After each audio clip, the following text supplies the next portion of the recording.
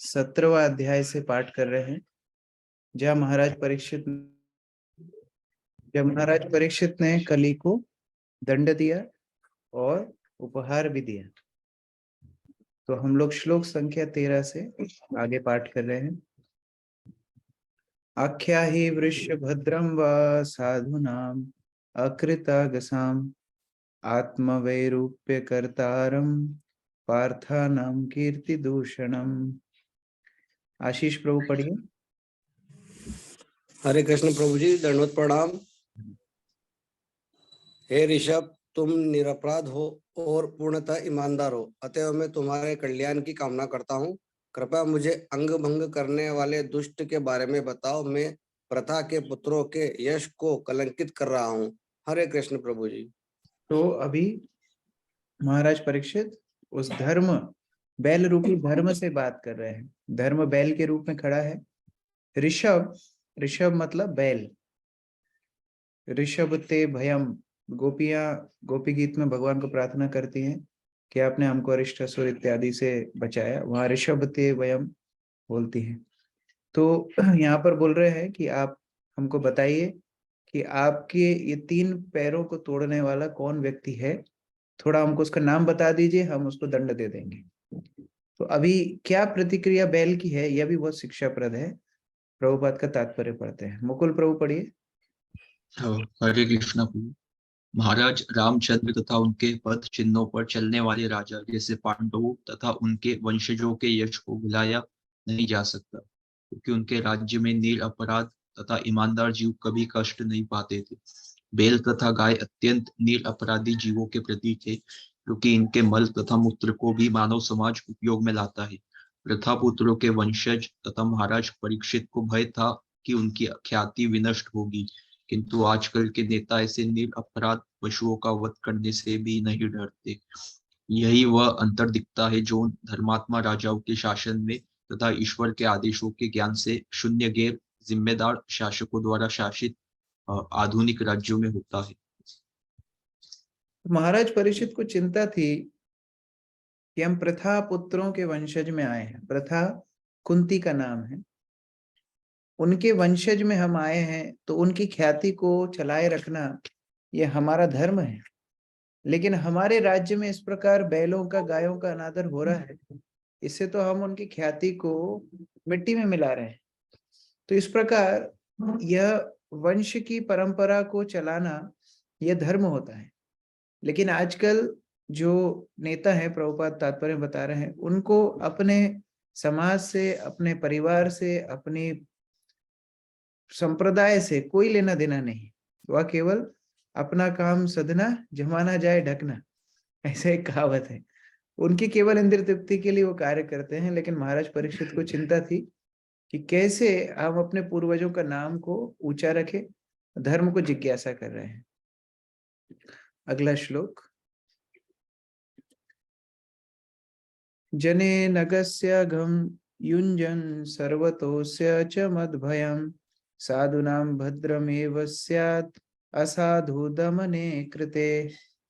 योगिता माता जी पढ़िए। हरे कृष्ण प्रभु जी, दंडवत प्रणाम। निरपराधियों को जो कोई भी कष्ट पहुंचाता है, उसे चाहिए कि विश्व में जहां कभी भी वो मुझसे डरे। दुष्टों का दमन करने से निरपराध व्यक्ति को स्वतः लाभ पहुंचाता है। हरे कृष्ण।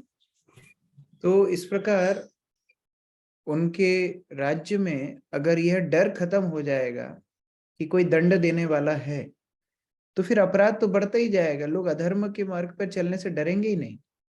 जैसे अफगानिस्तान में एक बार एक रिपोर्टर गया, ये अभी का अफगानिस्तान, तालिबान अफगानिस्तान नहीं, पहले की बात है, बहुत पुरानी बात। उस टाइम पे अफगानिस्तान में जब ये रिपोर्टर गया, अमेरिकी रिपोर्टर, तो वह वहां पर डॉक्यूमेंट्री बना रहा था और उसको वह पता पड़ा, एक दुकानदार ने बोला कि यहाँ पर चोरी करने की सजा है कि अगर आप चोरी करते हैं तो आपका दाहिना हाथ काट दिया जाएगा, यह सजा है। तो ये रिपोर्टर एकदम से बहुत स्तब्ध रह गया, बोलता है कि इतनी भयंकर सजा, चोरी करने के लिए इतनी भयंकर सजा, हाथ काट दिया जाता है। तो वो दुकानदार बोलता है कि आपको अभी तक इतने दिन हो गए अफगानिस्तान में, कोई भी एक व्यक्ति को हाथ कटा हुआ मिला क्या? नहीं, हाथ कटा हुआ तो नहीं मिला। इसका मतलब क्या है कि अगर सजा बहुत कड़क हो तो व्यक्ति जुर्म करने से ही डरेगा। तो उस समय अफगानिस्तान में चोरियां करने से आदमी डरते थे क्योंकि हाथ कट जाएगा।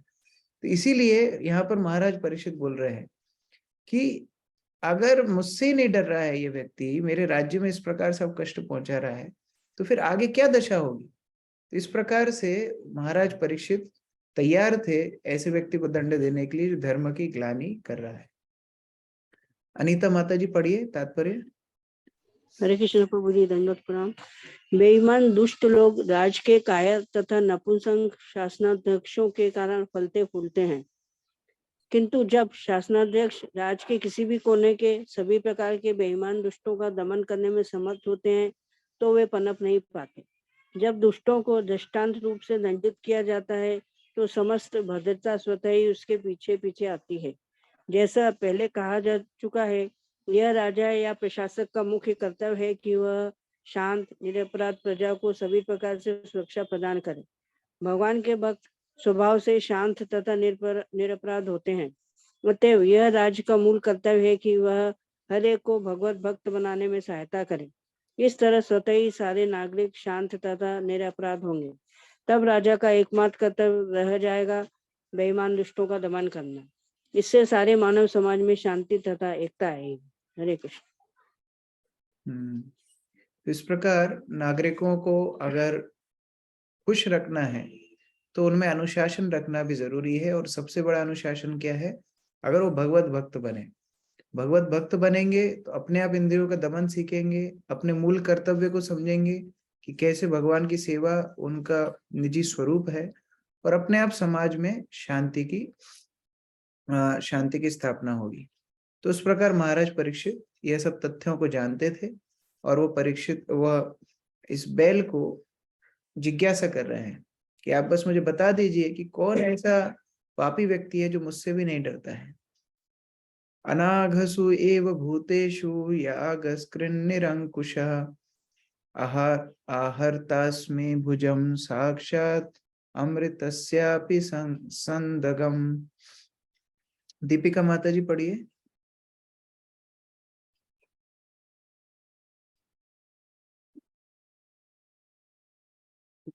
ओके, अनम्यूट कीजिए माता जी। हरे कृष्ण प्रभु जी, दंडवत प्रणाम। यस, पढ़िए। उद्दंड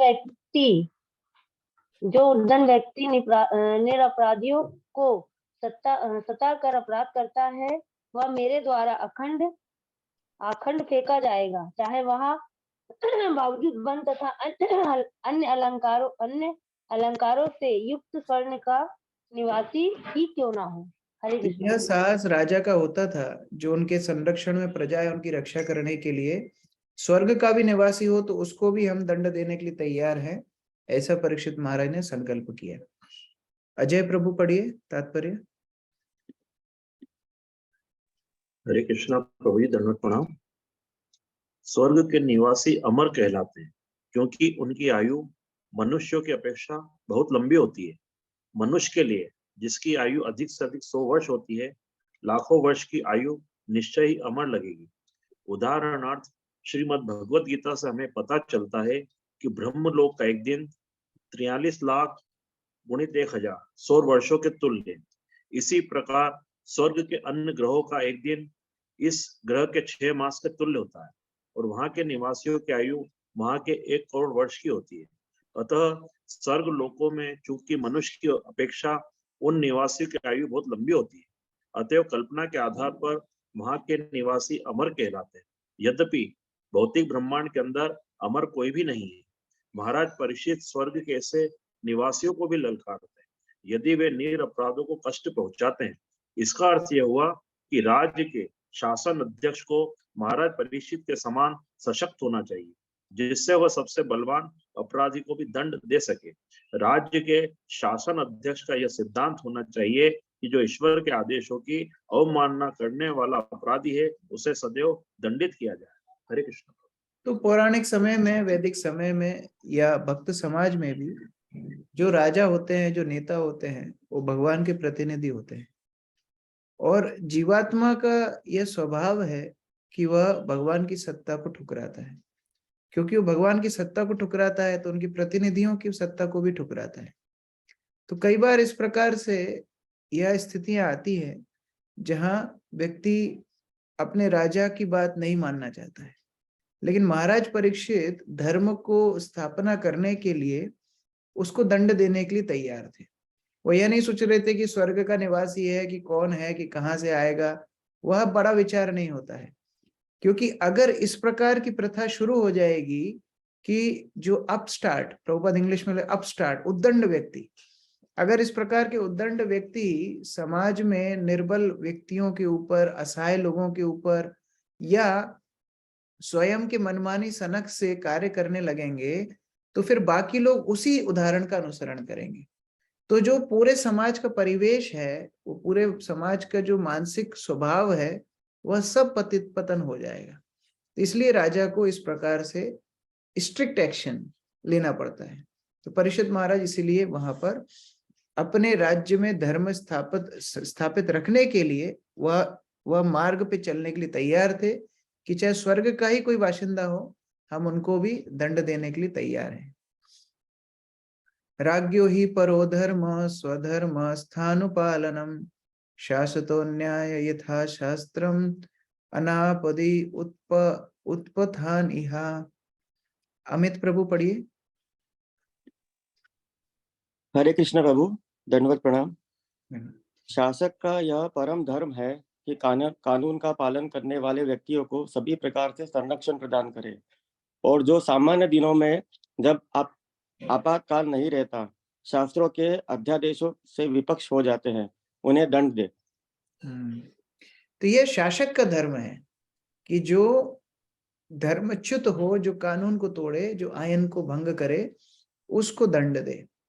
तो देखिए यहाँ पर हम लोग देख रहे हैं कि ये कली गाय, जो पृथ्वी रूपी गाय है, और धर्म रूपी बैल है, इन दोनों को आघात पहुंचा रहा है और इसको अधर्म माना गया है, इसको बड़ा घोर अपराध माना गया है, और महाराज परीक्षित तैयार है उसको दंड देने के लिए।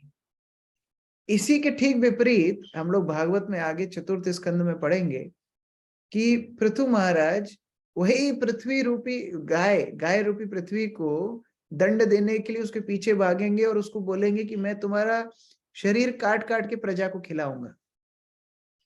अब दोनों में क्या अंतर है? दोनों ही तो गाय को आघात पहुंचा रहे हैं। यहाँ कली आघात पहुंचा रहा है, वहां पृथु महाराज आघात पहुंचा रहे हैं। लेकिन पृथु महाराज की हम पूजा करते हैं शक्तावेश अवतार के रूप से, और कली को हम एकदम खराब मानते हैं कि कली तो भक्ति के लिए बिल्कुल ही प्रतिकूल है। दोनों में अंतर क्या है? काम दोनों एक ही कर रहे हैं, लेकिन अंतर क्या है? अंतर है यह श्लोक। यह श्लोक में बताया कि धर्म किसका है कानून स्थापित करने का, हमारा नहीं है। हमको कानून हाथ में नहीं लेना है। यहाँ पर कली जो पृथ्वी को दंड पहुंचा रहा है, उसका अधिकार नहीं है। उसने राजा जैसे कपड़े पहने हुए, लेकिन वो राजा नहीं है। तो अगर हम इस प्रकार मर्यादा उल्लंघन करेंगे तो अधर्म होगा, चाहे वो सही बात ही हो। लेकिन वहां पर पृथु महाराज वह स्वयं राजा थे, वो चक्रवर्ती सम्राट थे। उस समय पे पृथ्वी अन्न नहीं दे रही थी, उनको दंड देना उनका कर्तव्य था। तो हर व्यक्ति का एक अधिकार होता है, अधिकार की मर्यादा को उल्लंघन करेंगे तो अधर्म हो जाएगा।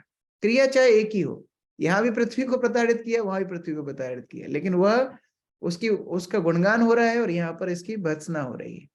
तो दोनों को समझना यह श्लोक के आधार पर कि शासक का धर्म है कानून की स्थापना करना, हर व्यक्ति का धर्म नहीं है। तात्पर्य राहुल प्रभु पढ़िए। हरे कृष्ण प्रभु, धन्यवाद प्रणाम। शास्त्रों में आपद धर्म का उल्लेख है, जिसका अर्थ होता है असामान्य घटनाओं के समय का कर्तव्य। कहा जाता है कि किसी असामान्य भयावह स्थिति में ऋषि विश्वामित्र को कुत्ते का मांस खाना पड़ा था। आपातकाल में मनुष्य को किसी भी पशु का मांस खाने की छूट दी जा सकती है, लेकिन इसका अर्थ यह भी तो नहीं है कि मांस खाने वालों के लिए नियमित कसाई घर चलाया जाए और राज्य द्वारा इस प्रणाली को प्रोत्साहन दिया जाए। केवल स्वाद के लिए मनुष्य सामान्य समय में किसी को भी मांस खाकर जीवित रहने का प्रयास नहीं करना चाहिए। यदि कोई ऐसा करता है तो राजा या प्रशासक को चाहिए कि इस अशिष्ट भोग के लिए उसे दंडित करे। विभिन्न कर्मों में रत विभिन्न प्रकार के व्यक्तियों के लिए शास्त्रों के नियत आदेश है और जो उनका पालन करता है वह स्वधर्मस्थ अर्थात अपने संस्तुत कर्तव्य का पालन करने वाला कहलाता है। भगवत गीता 18.48 में उपदेश दिया गया है कि मनुष्य को चाहिए कि अपने नियत कर्मों स्वधर्म को न छोड़े, भले ही वे सर्वथा त्रुटिहीन न हो। ऐसे स्वधर्म का आपातकाल में उल्लंघन किया जा सकता है यदि परिस्थितियां उसे विवश करे, लेकिन सामान्य दिनों में उसका उल्लंघन नहीं किया जाना चाहिए। शासनाध्यक्ष को चाहिए कि वह देखे कि ऐसा स्वधर्म चाहे किसी भी परिस्थिति हो, चाहे जैसी भी परिस्थिति हो, उसके पालन करने वालों द्वारा बदला न जाए और उसे चाहिए कि स्वधर्म के पालक को सभी प्रकार का संरक्षण प्रदान करे। उल्लंघन करने वालों के शास्त्रों के अनुसार दंड देना चाहिए और राजा का धर्म है कि वह देखे कि प्रत्येक व्यक्ति शास्त्रों में नियत स्वधर्म का कड़ाई से पालन करता है। हरे कृष्ण। तो यहाँ पर प्रभुपाद भगवत गीता से एक कोटेशन दे रहे हैं कि कैसे व्यक्ति को अपने धर्म को नहीं छोड़ना चाहिए, स्वधर्म को, चाहे जैसे भगवान उदाहरण देते हैं, अग्नि जब हम जलाते हैं, गीता के 18वें अध्याय में बताते हैं, अग्नि जब हम जलाते हैं तो उसके साथ धुआं भी आता है, लेकिन इसका मतलब ये नहीं कि हम अग्नि जलाना बंद कर देंगे। इसी प्रकार से कोई भी कर्म करते समय हो सकता है उसमें कोई त्रुटियां हो, लेकिन फिर भी वो कर्म को नहीं छोड़ना चाहिए, क्योंकि धर्म के हिसाब से आपको वो कर्म दिया गया है। तो महाराज परीक्षित अपने क्षत्रिय धर्म को जानते थे। ऐसा ही एक और श्लोक भगवत गीता के 3 अध्याय में है, श्रेयांश धर्म विगुणा पर धर्म भयावह, स्वधर्म निधनम श्रेय पर धर्म भयावह, सुनिश्चिता, सॉरी पहली लाइन में सुनिश्चिता, लास्ट लाइन भयावह।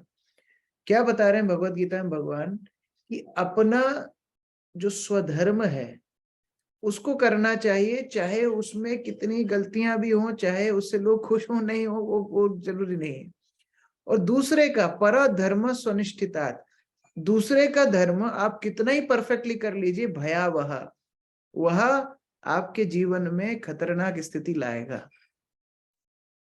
तो इस प्रकार से परीक्षित महाराज अपने धर्म की सीमा को जानते थे और वहां कली अपने धर्म की सीमा का उल्लंघन कर रहा है। तो उल्लंघन करने वालों, प्रभुपाद लास्ट लाइन में क्या बोल रहे हैं, उल्लंघन करने वालों को शास्त्र के अनुसार दंड देना चाहिए और राजा का धर्म है कि वह देखे कि प्रत्येक व्यक्ति शास्त्रों के नियत स्वधर्म को कड़ाई से पालन करे। तो इस प्रकार महाराज परीक्षित निश्चय कर लिए कि हम दंड देने के लिए तैयार हैं, अब बस नाम बता दीजिए किसने आपको ये पीड़ा दी है, हम उसको दंड पहुंचाएंगे। अब देखिए, हमसे अगर कोई ऐसे पूछे तो हम तो तुरंत नाम ले देंगे, और जिसने नहीं किया होगा 2-4 पहले 10-12 साल पहले किसी ने कष्ट पहुंचाया उसका भी नाम दे देंगे कि चलो सबका एक बार में काम सल्टा देते हैं, अभी दंड तो मिल ही रहा है। परीक्षित महाराज को कैसे धर्म उत्तर दे रहे हैं, बहुत शिक्षाप्रद है। धर्मो वाचा एतद् वह पांडवेयानाम युक्तम आर्त भयम वचा येषाम गुण गणै कृष्णो दौत्यादो भगवान कृतः। रशिमा माता जी पढ़िए। हरे कृष्ण प्रभु जी, दंडवत प्रणाम। धर्म ने कहा, अभी आपने जो शब्द कहे हैं वे पांडव वंशीय व्यक्ति के लिए सर्वथा उपयुक्त हैं। पांडवों के भक्ति पूर्ण गुणों से मोहित होकर ही भगवान कृष्ण ने दूत का कर्तव्य निभाया।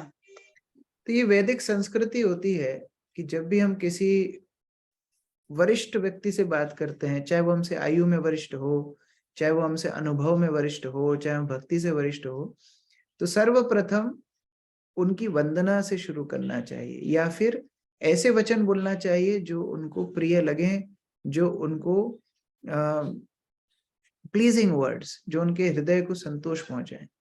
तो ऐसे धर्म परीक्षित महाराज राजा हैं, उनका पहले गुणगान से शुरुआत कर रहे हैं कि आप पांडवों के वंशज में हैं, कृष्ण आपके हितैषी रहे, आपके दूत का कर्तव्य भी निभाया, और आपसे ऐसे शब्द आना स्वाभाविक है, आप परंपरा में हैं।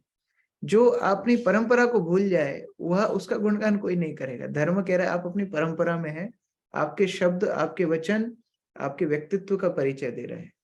तो उस प्रकार से यहाँ पर धर्म गुणगान करके शुरू कर रहे हैं। परमवीर प्रभु पढ़िए।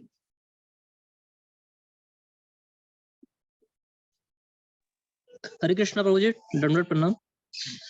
धर्म ने कहा, अभी आपने जो शब्द कहे वे पांडव तात्पर्य महाराज परीक्षित द्वारा जो आश्वासन तथा वचन दिए गए वे उनकी वास्तविक शक्ति की अतिशयोक्ति नहीं थी।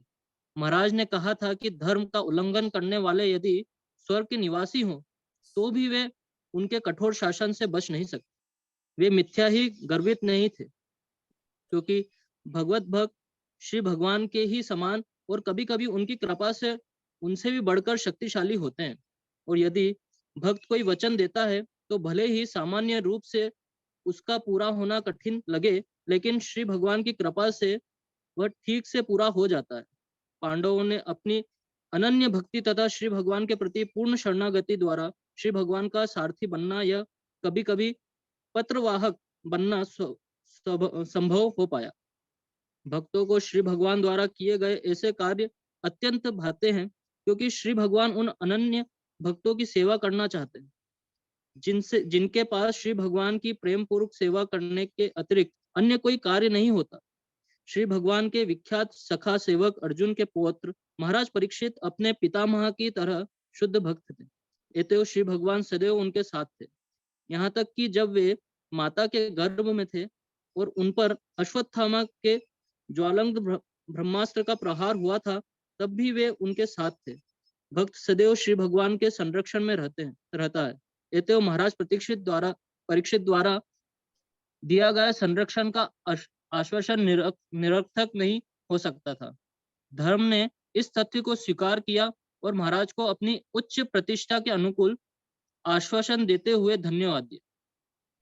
तो क्योंकि महाराज परीक्षित भगवान के शरणागत थे, जिस प्रकार पांडव भी थे, तो भगवान की विशेष कृपा प्राप्त महाराज परीक्षित भगवान जैसे ही संरक्षण प्रदान करने में सामर्थ्य थे। क्योंकि भौतिक जगत में कोई व्यक्ति आपको संरक्षण प्रदान इसलिए नहीं कर सकता क्योंकि वो स्वयं ही माया के चंगुले बंधा हुआ है। क्योंकि भगवान के भक्त भगवान के संरक्षण में रहते हैं, उनकी कृपा प्राप्त शक्ति उनको रहती है, वह दूसरों को संरक्षण प्रदान कर सकते हैं। तो इस प्रकार जो धर्म बैल रूपी धर्म थे, वह जानते थे कि परीक्षित महाराज पूर्ण भक्त परंपरा में है और संरक्षण प्रदान करने में सामर्थ्य है। लेकिन फिर किस प्रकार से बता रहे हैं अगले श्लोक में, बहुत बहुत शिक्षाप्रद उत्तर हैं ये धर्म के। ना वयम क्लेश बीजानि यतः सूय पुरुष श्रभा पुरुषम तम बीजानीमो वक्य भेदा विमोहिता। मधु माता जी पढ़िए। हरे कृष्ण प्रणाम। हे पुरुष श्रेष्ठ, यह निश्चित कर पाना अत्यंत कठिन है कि किस दुष्ट ने हमें कष्ट पहुंचाया है, क्योंकि हम सैद्धांतिक दार्शनिकों के भिन्न भिन्न मतों से भ्रमित हैं। तात्पर्य, संसार में ऐसे अनेक सैद्धांतिक दार्शनिक हैं जो कार्य कारण। तो यहाँ पर अभी देखिए बैल क्या बोल रहे हैं, तुरंत उंगली दिखा करके नहीं बोल रहा है कि ये रहा कली इसने मेरे को कष्ट पहुंचाया। बोल रहा है ये बता पाना बहुत कठिन है कि किसने हमको कष्ट पहुंचाया, क्योंकि अलग अलग दार्शनिक अलग अलग मत देते हैं। जैसे अवंती ब्राह्मण एकादश स्कंद में क्या बोलते हैं, उज्जैन के ही ब्राह्मण थे भगवान श्री कृष्ण जिनके बारे में उद्धव को बताते हैं। वह बोलते हैं कि मेरे कष्ट का कारण और कोई नहीं है, मेरा स्वयं का मन है, मेरा मन ही मेरा कष्ट का कारण है। तो वह उस प्रकार बोलते हैं। फिर उसके बाद हम देखते हैं भरत महाराज की कथा में जड़ भरत जब रघुगण को उठा रहे थे और रघुगण को कटु वचन बोलते हैं, तो जड़ भरत महाराज रघुगण को बोलते हैं कि तुम किसको बोल रहे हो, मुझे बोल रहे हो, आत्मा को बोल रहे हो? तो आत्मा तो ना मोटी होती है ना पतली होती है, ना बुरी होती है ना अच्छी होती है, तो मेरे को तो कोई आपके कटु वचन लगेंगे नहीं। अगर मेरे शरीर को बोल रहे हो तो मैं तो शरीर हूं ही नहीं, मैं शरीर से भिन्न हूं। मेरे मन को बोल रहे हो तो मन भी मैं नहीं हूं। मन का काम तो है कि जो परिस्थिति आएगी उसके हिसाब से वो अपनी इच्छाएं प्रकट करेगा। तो अलग अलग परिस्थितियों में व्यक्ति अलग अलग तरह से एक ही वस्तु को देख सकता है, समझ सकता है। तो मेरे कष्ट का कारण मैं कैसे बताऊं? कोई दार्शनिक बोलेगा मेरा मन मेरा कष्ट है, कोई बोलेगा मेरा शरीर मेरा कष्ट है, और कोई बोलेगा ये शूद्र मेरा कष्ट का कारण है। तो मैं कैसे बताऊं मेरा कष्ट का कारण क्या है? इसीलिए तो वो धर्म है, वो साक्षात धर्म है। वो जानता है कैसे कैसे उत्तर देना है, कैसे बात करना है। तो ये सैद्धांतिक रूप से कितनी शिक्षाप्रद बात है। बसंत प्रभु तात्पर्य पढ़िए। हरे कृष्णा प्रभु जी प्रणाम। संसार में ऐसे अनेक सैद्धांतिक दार्शनिक है जो कार्य कारण संबंधी विशेष रूप से कष्टों के कारण तथा जीवों पर उनके प्रभावों के विषय में अपना अपना मत रखते हैं। सामान्यतः 6 महान दार्शनिक है। वैशेषिक दर्शन के लेखक कणाद, तर्कशास्त्र के लेखक गौतम, योग के लेखक पतंजलि, सांख्य दर्शन के लेखक कपिल, कर्म मीमांसा के लेखक जैमिनी तथा वेदांत दर्शन के लेखक व्यासदेव। यद्यपि धर्म रूप बैल तथा पृथ्वी रूप गाय भली भांति जानते थे कि मूर्तिमंत कली ही उनके क्लेशों का कारण है, फिर भी भगवत भक्तों के रूप में वे यह भी जानते थे कि भगवान की अनुमति के बिना कोई उनको कष्ट नहीं पहुंचा सकता। पद्म पुराण के अनुसार हमारे वर्तमान क्लेश पाप रूपी लता फल लगने के कारण है, किंतु शुद्ध भक्ति का आचरण करने से ये पाप के अंकुर भी धीरे धीरे मुरझा जाते हैं। इस तरह उत्पात मचाने वाले को देखते हुए भी भक्त उन्हें कष्ट पहुंचाने का दोषी नहीं ठहराते। वे मान लेते हैं कि उत्पाती व्यक्ति किसी अप्रत्यक्ष कारण से ऐसा कर रहा है, अतएव वे कष्टों को ईश्वर द्वारा मात्र कम करके दिए गए समझकर सहन करते हैं, अन्यथा उनके क्लेश और भी भारी होते। महाराज परीक्षित चाहते थे कि प्रत्यक्ष उत्पीड़क के विरुद्ध आरोप प्राप्त हो ले, किंतु उन्होंने उपर्युक्त आधार पर ऐसा करने से इनकार कर दिया। फिर भी मनोधर्मी दार्शनिक भगवान की स्वीकृति को मान्यता नहीं देते। वे अपने खुद के ढंगों से क्लेशों का कारण ढूंढने का प्रयत्न करते रहते हैं, जैसा कि अगले श्लोकों में बताया जाएगा। श्रील जीव गोस्वामी के अनुसार ऐसे मनोधर्मी स्वयं भ्रमित रहते हैं, अतः वे यह नहीं जान पाते कि समस्त कारणों के अंतिम कारण परमेश्वर ही हैं। हरे कृष्ण। इस प्रकार भक्त का यह मनोभाव होता है कि मेरे जीवन में जो कुछ हो रहा है भगवान की अनुमति के बिना तो नहीं हो रहा है, तो वह किसी दूसरे को दोष नहीं देता है। प्रभुपाद इसको बता रहे हैं पद्म पुराण के अनुसार वर्तमान क्लेश हमारे पाप का फल है, और भक्ति करने के बाद भी हमारे जीवन में जो कुछ हो रहा है तो भगवान की अनुमति के बिना तो नहीं हो रहा है। तो इस प्रकार हमें यह सोचना चाहिए कि हमारे जीवन में जो कष्ट भी आ रहे हैं तो भगवान हमें बहुत उसकी मात्रा कम करके दे रहे हैं, टोकन पनिशमेंट इंग्लिश में बोलते हैं। तो उस प्रकार से भक्त हमेशा दूसरों को दोष देने से बचता है। यहाँ पर धर्म उसी सिद्धांत को बता रहे हैं कि कैसे हम दूसरे को हम नाम ले दें। अलग अलग कारणों से अलग अलग रीजन हो सकते हैं, लेकिन हमारे कष्ट का कारण क्या है हम समझ नहीं पा रहे हैं। केचित् विकल्प वसना आयुर आत्मानम आत्मना दैवमन्ये परा कर्म स्वभावम अपरे प्रभु। प्रमोदानंद प्रभु जी पढ़िए। प्रभु जी, सभी प्रकार के द्वैत से इनकार करने वाले कतिपय दार्शनिक ये घोषित करते हैं कि मनुष्य अपने सुख तथा दुख के लिए स्वयं ही उत्तरदायी है। अन्य लोग कहते हैं कि देवी शक्तियां इसके लिए जिम्मेदार है, जबकि कुछ ऐसे भी लोग हैं जो कहते हैं कि इसके लिए कर्म जिम्मेदार है। और जो निपट भौतिकवादी है वे मानते हैं कि प्रकृति ही इसका अंतिम कारण है। तो अलग अलग दार्शनिक अलग अलग मत बताएंगे कैसे हमारे जीवन में कष्ट आते हैं, कैसी परिस्थिति आती है। ये बोल पाना बहुत कठिन है कि हमारे कष्ट का कारण है क्या। मनीषा माता जी पढ़िए तात्पर्य। कृष्ण प्रभु जी धन्यवाद। तात्पर्य, जैसा कि ऊपर कहा जा चुका है, जैमिनी तथा उनके अनुयायियों जैसे दार्शनिक स्थापित करते हैं कि सकाम कर्म ही सारे सुख तथा दुख का मूल कारण है, और यदि कोई श्रेष्ठ अधिकारी, कोई अति मानवीय शक्तिशाली भगवान या देवता है तो वे भी सकाम कर्म के प्रभाव के अधीन है, क्योंकि वे लोगों के कर्म के अनुसार ही फल देते हैं। उनका कहना है कि कर्म स्वतंत्र नहीं है, क्योंकि कर्म किसी कर्ता द्वारा संपन्न होता है, अतएव कर्ता ही अपने सुख या दुख का कारण है। भगवत गीता 6.5 में भी पुष्टि की गई है कि भौतिक राग से मुक्त मन के द्वारा मनुष्य संसार के कष्टों से अपना उद्धार कर सकता है। अतएव किसी को मन के भौतिक राग के कारण अपने आप को बंधन में नहीं डालना चाहिए। इस तरह मनुष्य का मन ही उसके सुख तथा दुख में उसका मित्र या शत्रु है।